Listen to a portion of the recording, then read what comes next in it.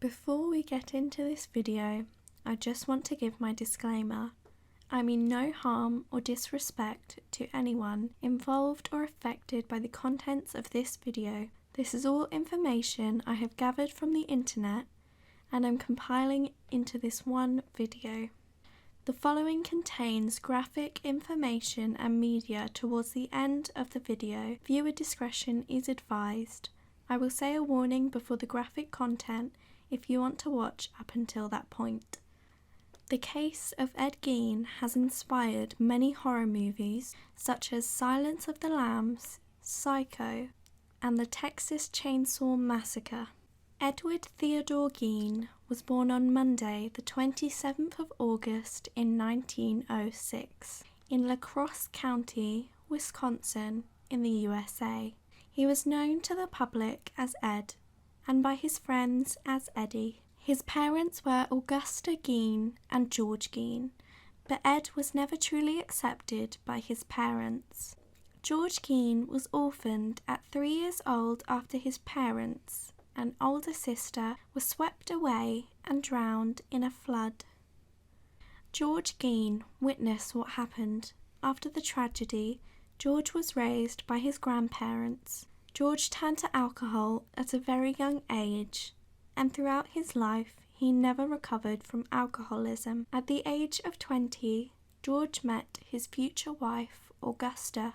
Augusta was a very dominant and fierce woman. She was also strict and very religious. The two of them fell out of love very quickly after the marriage. Augusta ran the whole household while her husband George would drink. When George was very intoxicated, he became very abusive and used physical violence towards his wife.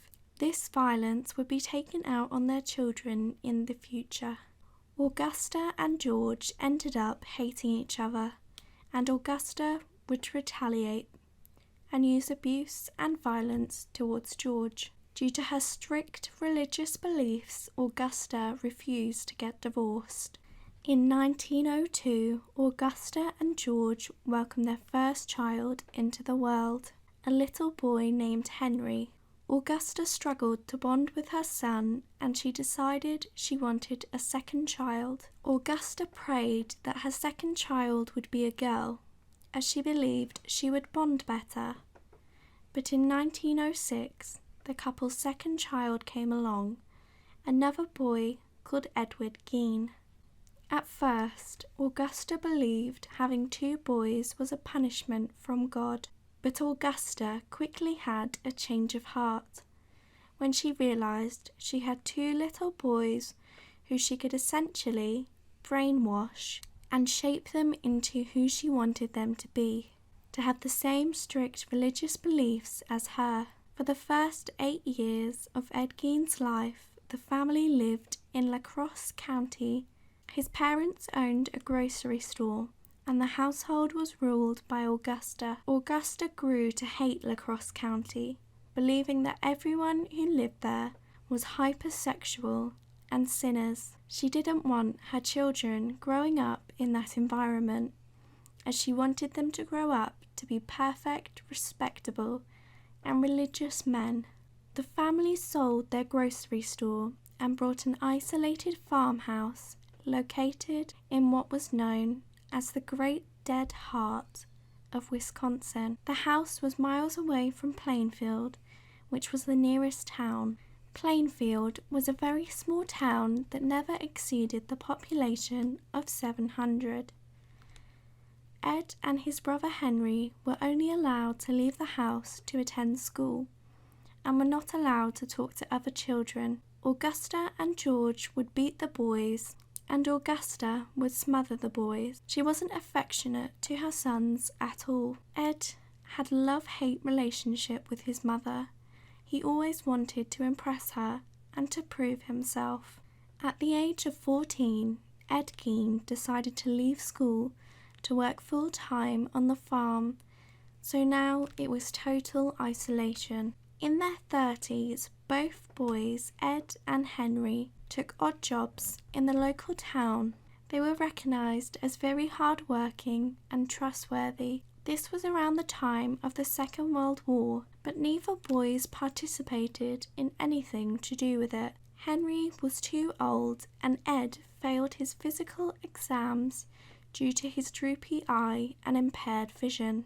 George Gein became very sick at this time due to his alcoholism. His organs began to pack in, and he needed constant care from all of the family.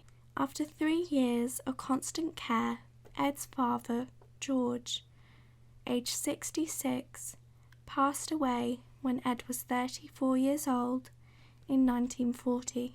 The family didn't grieve for the loss of George. They were relieved as they all grew to resent him due to his alcoholism and not playing a part in raising his children. The boys began picking up more odd jobs in the village, and through that, Henry met a single mother. This was Henry's first time talking to a woman other than his mother. This opened up his eyes to how his mother, Augusta, had been treating him. He started sticking up for himself and standing up to her after all of these years. Augusta then favoured Ed. Henry spoke very ill of his mother to Ed, but Ed was still trying to prove himself to his mother and was angry with what Henry was saying about Augusta. On the 16th of May in 1994, while Ed and Henry were in the garden of the farmhouse, a fire broke out. It has never been confirmed how the fire started. All that is known is that Ed went to go and get help from the police and the fire department. When the fire was put out, Ed was able to lead police straight to his brother Henry's body. Somehow, Ed knew his brother was dead and exactly where the body was. Ed told police it was Henry who started the fire and the wind blew it out of control. When Henry's body was found, he was face down on the ground and stretched out. He was completely untouched by the fire. There was unknown bruising and blood coming from his head. Police felt the Gein family had been through enough with the recent death of their father and now brother, so Henry's death was ruled as accidental. A couple of months after Ed's father passed away, Augusta suffered from a stroke that left her partially paralysed, and Ed Gein would have to be his mother's full-time carer. In winter, Augusta and Ed visited a local farm to buy some straw. While they were there, a man known as Smith started beating his dog, and a woman ran out of the house pleading with him to stop. Augusta was disgusted as the woman was not Smith's wife, she was his girlfriend. The sight of this woman triggered Augusta and she began screaming, calling the woman Smith's harlot. Ed ended up taking his mother home as she was so angry, but this rage made Augusta have another and fatal stroke. On the 29th of December in 1945, Augusta passed away at the age of 67. Everything Ed had known was living by his mother's rules, and now he was alone with no life, as the life he had lived was his mother's. Ed boarded up every room in the farmhouse except the kitchen and a little room coming off of it. Ed wanted the whole house to stay as his mother left it. The tiny room Ed was now living in was filthy and very cluttered. Ed himself became unhygienic and messy. Ed visited the town of Plainfield a bit more and would frequent a tavern owned by a lady called Mary Hogan. Mary reminded Ed of his mother, as she was short, stocky, loud, and dominant. So Ed often visited just to see Mary and to watch her. Ed began taking on more odd jobs, including babysitting.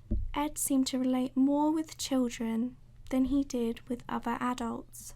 The town considered Ed as an odd person, but they said he was harmless.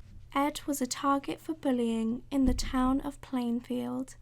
Due to his eye problems, people didn't know much about him because he would isolate himself in his house. Women reported to their husbands that they felt uncomfortable around Ed because he would stare, but they understood that he had never had a relationship before and was probably curious and nervous around females. While Ed isolated himself in his 2 filthy rooms, he began to read a lot more comics, but they were mainly about horror and true crime. Ed was very interested in reading newspapers about the current war and concentration camps. But what he loved reading the most was about cannibalism and sexual mutilation. In May of 1947, an 8-year-old girl named Georgia Weckler went missing from the town of Plainsfield. She was dropped off close to her house by a neighbour, but she never returned home. A lot of rumours of kidnap and murder were spreading. Officers set out to look for Georgia, but she was never found. Over the next 5 years, 4 more people of Plainfield went missing. Evelyn Hartley, a teenage girl who babysat for the local children, went missing in 1953. All that was ever found of her was some blood-stained clothes. 2 men also went missing after leaving a local bar, Victor Travis and Ray Burks, although nothing was ever found of these 2 men. On the 8th of December 1954, tavern owner Mary Hogan also went missing. A farmer in the town went to the tavern to pick up some ice cream for his daughter, but as soon as he walked in, he knew something was wrong. The farmer saw money and bullet cases on the floor. There was blood everywhere. He had called the police, who began a full investigation of Mary's disappearance, following any lead they had. But there was no real evidence to say where she was or what happened. 3 years passed and Mary Hogan's case was still unsolved. She was a massive part of the community and people in Plainfield still spoke about her. One day, when sitting in the tavern, a man said, "I wonder where Mary actually is." And Ed Gein replied, "She's not missing. She's back at my farmhouse," and everybody laughed, thinking it was just an odd joke from Ed. On the 16th of November 1957, a 9-day deer hunting event was happening in Plainfield. It was an annual event. For 9 days, all of the men would go out and hunt deer competitively. Ed did not join in on this annual event. Around midday on the 16th of November, a crowd of men began to gather around the town hardware shop as they were needing to pick up more bullets and supplies. The door of the hardware shop was locked. The store was owned by 58-year-old widow Bernice Warden. She was not seen by anyone all morning, not even in the hardware store. Around 5 p.m. that evening, her son returned home from deer hunting. He unlocked the door to the hardware store, wondering where his mother was. He walked into the store and it was a complete mess. And then he noticed a trail of blood on the floor, so he called the police immediately. While waiting for the police, Bernice's son decided to check the receipt book to see if the store was open at all that morning. In fact, the store had been open that morning, and his mother had been making sales, the last one being for a gallon of antifreeze to Ed Gein. As soon as Bernice's son read who it was, he knew exactly who had done it. When the police arrived, he told them about Ed Gein claiming he's done something to her. The whole town was in a panic as police rushed to Ed Gein's farmhouse. When police arrived, they realised Ed was not home, so half of the police went to find Ed, while the other half searched his home. It is unknown where the police managed to find Ed, as there are a lot of conflicting sources online, but they did find him, arrested him, and took him back to the police station. I just want to give my warning here. From this part until the end, there is graphic content and media, so please click off now if you don't want to see that. Inside Ed Gein's home, it was very dark and smelly. As the police were walking through the house, they were shining their torches on the ground, as there was so much clutter and rubbish on the floor. As one of the officers walked through the door, he felt something brush against his shoulder, so he shone his torch up, and there he saw the body of Bernice Worden hanging from the rafters by her feet. She had been decapitated, hollowed out, gutted, and cleaned inside. As soon as the officer saw Bernice hanging by her ankles, he ran outside and threw up. There were a lot of creepy things found inside Ed Gein's house, such as 4 or 5 pairs of dentures sat on a shelf, lots of magazine clippings on grave robbing and cannibalism, and a jar filled of chewed up chewing gum. Bernice's intestines were found wrapped up inside of a men's suit, and her heart was found in a plastic bag on the floor in front of a stove. One officer found a sack. When he opened it, steam came out, and inside that sack was the head of Bernice Worden. But Ed Gein had put 2 nails in Bernice's ears and bent them so they were like hooks. He then attached rope to it so it could be hung up like some kind of trophy. Another officer also found a bag with a clump of hair in it, but as he pulled it out, there was a face attached. Not a head, just the face. Sadly, the face was recognised to be that of Mary Hogan. I will now list some of the other items that were found in the house. Whole human bones and fragments, a wastebasket made of human skin covering chair seats, skulls on his bedposts, female skulls with the top sawn off, bowls made from human skulls, a corset made from the female torso, including breasts, which Ed himself called his mammary vest, leggings made from human leg skin, and gloves made from human skin, 4 noses, a pair of lips on a window shade drawstring, and a belt made from female nipples. Ed Gein also kept a shoebox filled with genitals from 9 different women, one of which he had painted silver and put a bow on. You can find out more information about this case online, but do be careful as there are much more gruesome and graphic pictures that can be easily found online.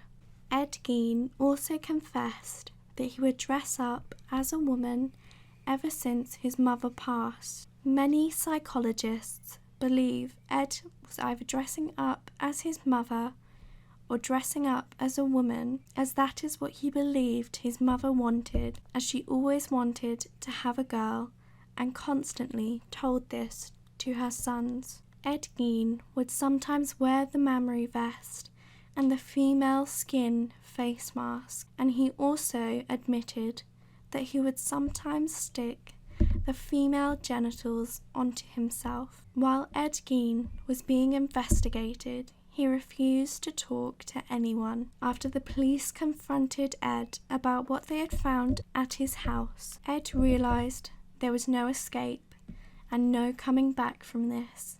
He decided to tell his story. He agreed to talk to police on one condition, that he was given a slice of apple pie with cheese on top. After Ed ate his apple pie and cheese, he agreed to tell investigators anything they wanted to know. After a while, Ed Gein admitted to the murder of Bernice Warden and Mary Hogan. Ed told police he didn't kill any other people. He told police they were already dead.